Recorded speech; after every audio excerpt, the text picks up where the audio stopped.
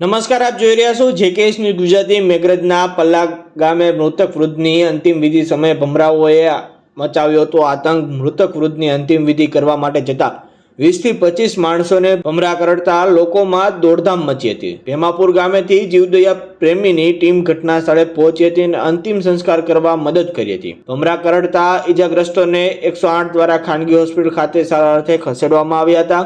જેકેએસ news સાથે મયુર પોકાર, અરવલ્લી। મારું નામ રાઠોડ જાલમભાઈ રાવાભાઈ। હું અગ્નિ સંસ્કાર કરવા આવેલા હતા। એક ઉંમરના એક કાકા હતા, એમનું અંતિમ સંસ્કારમાં વિધિ કરવા આવેલા હતા અને ભમરા અચાનક કઈ રીતે ઉડ્યા એ કોઈ ખબર નથી। અરે બધા 25 થી 30 માણસોને બહુ નુકસાન કર્યું, પોતપોતાની રીતે ભાગી ગયા।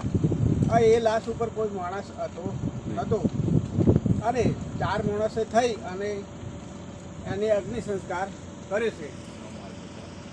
બીજા હોસ્પિટલમાં દાખલ છે અને બાકીના 25 કે 30 માણસો હોસ્પિટલમાં કેટલા ગયા એ ખબર નથી। 108 દ્વારા સેવા કરો અને રાઠોડ જાલમભાઈ નવાભાઈ, સુરેશભાઈ ભાથીભાઈ રાઠોડ અને